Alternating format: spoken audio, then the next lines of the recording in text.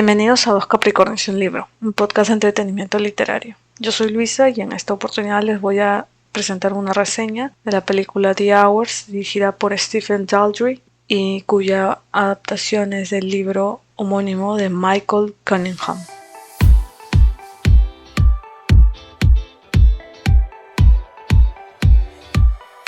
Bueno, en su momento Ángela Excusado Rodríguez habló sobre las mujeres en el cine. En su artículo, la autora menciona que la cultura patriarcal ha negado la posibilidad de construir a la mujer como sujeto, relegándola a una imagen de invisibilidad y silencio, ¿no?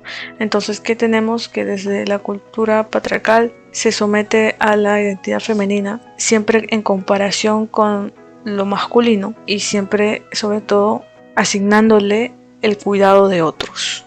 Esto a su vez repercute en las diversas representaciones culturales que exponen la problemática sobre la realidad de la mujer dentro del cine. Tal es el caso de la película The Hours, que muestra a tres protagonistas femeninas de diferentes épocas en busca del sentido de su existencia.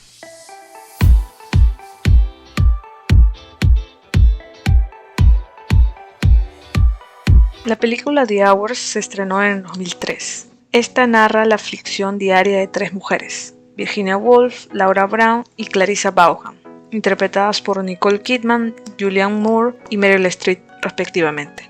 Estos personajes parecen no encajar en su vida familiar y sobrepasan los límites de la época considerada conservadora por los roles de géneros. Las historias de estos personajes se presentan entrelazadas en una cadena de causa y efecto. Esta película introduce temas tabús en la historia de la vida humana, tales como enfermedades mentales, el SIDA, el suicidio y la homosexualidad. Estas problemáticas son presentadas como un trasfondo de los personajes de la historia, que en muchos momentos se ven obligados a enfrentarse no solo consigo mismos, sino con sus pares. Se puede decir que el otro individuo, bajo un punto de vista en primera persona, se muestra como un rol limitador, impositivo, incomprensivo, indiferente y egoísta. Sin embargo, bajo una perspectiva del espectador, que seríamos todos nosotros, el otro se convierte en una víctima de las decisiones de las protagonistas, ¿no? Y esto se debe a que rompe con las consideraciones del actuar correcto de una mujer socialmente idealizada y establecida.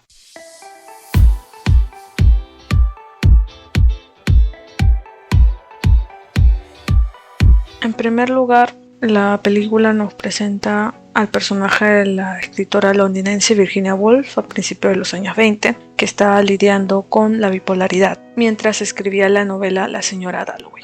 Bueno, esta novela es un medio de conexión entre los tres personajes debido a que ahonda en pensamientos y percepciones de la vida humana junto con acciones triviales, rutinarias, ¿no?, del presente, que serían como comprar flores, hornear un pastel, apagar la alarma, entre otras actividades. Se podría describir al personaje de Virginia como una mujer poco sociable y que no apreciaba hacer las actividades del hogar. A pesar de ello, pues su condición mental le permitía tener ideas para la redacción de su novela. Por otro lado, tenemos al personaje de Leonard Woolf, que cumple el rol pasivo de la relación, ¿no?, ya que siempre está buscando el bienestar y la comodidad de su esposa dentro del contexto en el que vivía, ¿no?, que era un pueblo lejos de la capital. No obstante, también notamos que la relación presenta algunos problemas, ¿no? La falta de comunicación y incomprensión, de cierta manera, ya que en su momento Leonard Woolf apela a sus prejuicios y por otro lado Virginia Woolf siempre está en búsqueda de su libertad, de ciertos deberes establecidos hacia las mujeres en esa época, y bueno, también es porque estaba en una condición mental no favorable. Y ahí podemos también comentar un poco lo que menciona Mulvey, que dice que la mujer en la cultura patriarcal pues está prisionera de este ordenamiento simbólico a la que está sujeta, ¿no? Si recuerdan un poco el capítulo de Virginia Woolf, cuando hablábamos sobre una habitación propia, habíamos comentado que para esa época había unos roles bien marcados sobre las mujeres. Habían ciertas acciones socialmente establecidos sobre qué tiene que hacer una mujer o qué es ser una mujer. Muestra de ello en la película podemos mencionar la discusión acalorada que tiene la pareja en la estación del tren, donde Virginia se excusa de salir de casa sin avisar para dar un paseo. Esto no termina de convencer a su esposo, y este le recuerda pues, su historial médico, ¿no? Sus intentos de suicidio y los estragos de su bipolaridad. Ella responde que desea volver a la capital a pesar del caos de la ciudad y que prefiere morir antes de seguir viviendo en el pueblo. También le reclama a su esposo, ya afligida, que no encuentra sentido a su rutina diaria. Su esposo le replica que esas ideas no son propias de ella, sino de la enfermedad, y que su vida tiene sentido por lo que sabe hacer bien, que es escribir. Más adelante, Leonard, ya incapaz de terminar la discusión, le dice que volverán a Londres, pero Virginia reconoce que solo lo hace para complacerla. Al final de la historia, Virginia lleva a cabo su suicidio, dejándole una carta emotiva a su esposo y donde le expresa su deseo de no estorbar en su vida. Recalca su rol como esposo y también le comunica que apreciar a otras personas implica aceptar a pesar de las diferencias.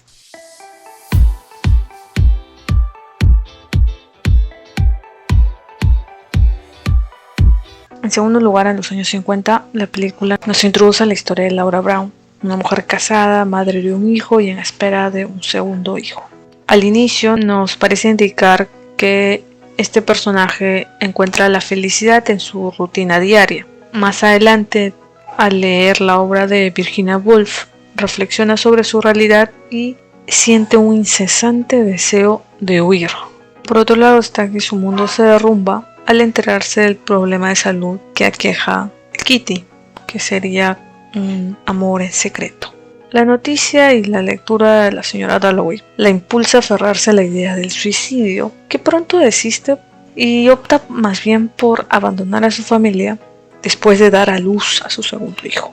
Bueno, se podría decir que el vacío de Laura Brown tiene que ver con su autovaloración como mujer y la discrepancia que siente cuando ve a las otras personas actuar de una manera más rígida, y sobre todo también nos damos cuenta de que hay un desinterés por parte de ella a su rutina, ¿no? Ya comienza a olvidarse de cosas como comprar flores o comienza a preparar ciertos detalles como una torta y ya no es tan prolija en ciertas actividades. Entonces su personaje rompe con ese esquema de la realización de la mujer cuando es madre, ¿no? Notamos que el ser madre para Laura Brown representa una complicación más que esa búsqueda de la felicidad. Y también está que socialmente el abandono de una madre pues no es aceptado, y si se da pues se tilda a esa mujer como una mala persona. Y esto también lo podemos observar en una conversación que tiene con el otro personaje, Clarissa, tras la muerte de su primogénito, ¿no? Laura Brown pues le cuenta que no tenía otra opción sino solamente abandonar a su familia. Y bueno, eso repercutió en el fallecimiento de su esposo y en la defunción temprana de su segundo hijo. Y continúa el relato comentándole que no fue fácil para ella independizarse y acepta el resentimiento que generó en su hijo.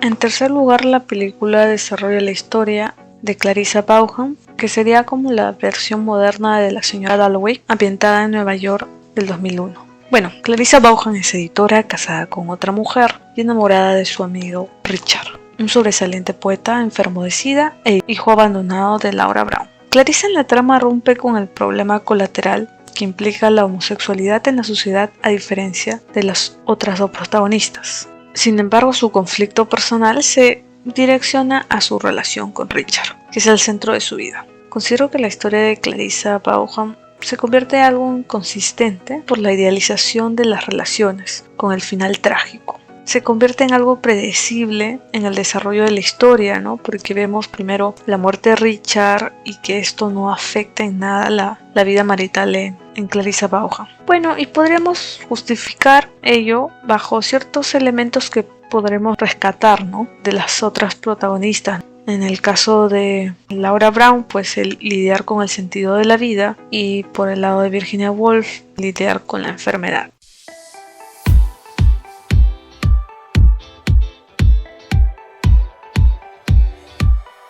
Por último, algo que siempre me gusta apreciar en cualquier puesta en escena, película, serie, es la música. Me encanta mucho averiguar un poco sobre el soundtrack, y creo que en este caso la película está muy bien ligada con la música. Y creo que la música en esta película particularmente juega el rol más importante. El soundtrack de esta película fue producido por Philip Glass, y sus producciones musicales intensifica y empatiza a uno como espectador dentro de toda la trama de los personajes. Las pistas musicales que me gustaron de esta película fueron For Your Own Benefit, Escape and The Hours. Cabe mencionar que los títulos de cada una de las pistas del soundtrack de The Hours presentan frases claves que identifican las escenas más resaltantes de la película.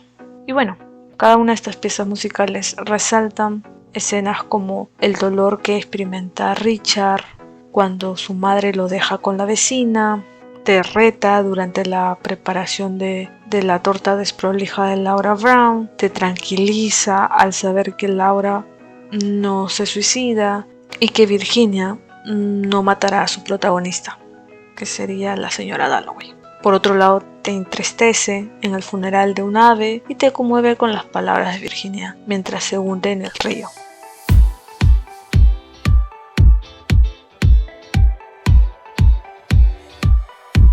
En conclusión, la película The Hours o Las Horas desarrolla la historia de 3 mujeres en diferentes épocas con sus respectivas dudas existenciales. Estos personajes son reprimidos por el ideal de la mujer junto con sus funciones que restan la importancia de sus propias emociones y pensamientos. La música influye mucho en las emociones que experimentas como espectador y cataliza las escenas impactantes. La frase con la que me quedo es: no creo que 2 personas pudieran ser más felices de los que hemos sido, ¿no? Esta cita la rescato de la carta de Virginia Woolf, que posteriormente la usa Richard antes de morir. Y bueno, también podría decir que hay cierto consuelo en ambos personajes, en Virginia y en Richard, de que quizás no han sido totalmente infelices en la vida terrenal. Bueno, finalmente me gustaría hablar sobre las reflexiones que uno como espectador podría tener luego de ver esta película. Considero que la primera de ellas es reconocer los roles de género. Aquí no voy a hablar un poco de sociología, nada por el estilo. Simplemente voy a dar algo anecdótico que me pasó y que quizás puede servir para empezar a discutir sobre este tema y tener un poco más de interacción con ustedes. Y es que una vez cuando estaba en el colegio y acudía a un centro de idiomas, sucedió un día que la profesora de este centro de idiomas retiró a todos los compañeros afuera del salón para conversar con todas las niñas. Y una vez que todos los niños salían del salón, pues la profesora comenzó a indicarnos que hay una forma de sentarse, ¿no? Que una mujer tiene que sentarse con las piernas cruzadas. Como ya les indiqué al inicio, éramos niños todos. Creo que en el momento no entendí la necesidad de tener que retirar a los compañeros para simplemente quedarse con su audiencia femenina y indicarles esto. Ya con los años considero que lo recordé, bueno, esta anécdota la recordé en la universidad. Sí es llamativo que sucedan estas cosas y en estos tiempos. Y la realidad es esa, que existen los roles de género y van a seguir ocurriendo estos sucesos. La cuestión es siempre reflexionar sobre ello, ¿no? En este caso, creo que uno podría concluir o deducir, inferir que esta persona, esta docente, tiene bien marcado estas ideas de las formas de comportamiento de una mujer, y que también es no sentarse con las piernas cruzadas. ¿Qué significa? ¿Dejar de ser mujer? ¿O simplemente ser irrespetuosa? ¿Ser poco educada? No lo entiendo. Todos en ese salón éramos niños. No, ni siquiera creo que había gente de 15 años. Creo que éramos menores. Bueno, a partir de haberles comentado mi anécdota, me gustaría saber qué anécdota tienen ustedes, que les haya pasado y que tenga que ver con roles de género, ya sean en la escuela, en un instituto de idiomas, en la universidad. Coméntenme. Me gustaría saber qué piensan ustedes y sobre todo si consideran que esto es algo que les haya marcado o quizás no les interesa. A mí creo que en su momento no lo tomé tanta importancia. Luego con el tiempo, recordando creo ciertas situaciones, me puse a pensar, wow, sí suceden estas cosas. Recordando, comencé a darme cuenta de que sí hay evidencia social de ello. Espero que les haya gustado la reseña.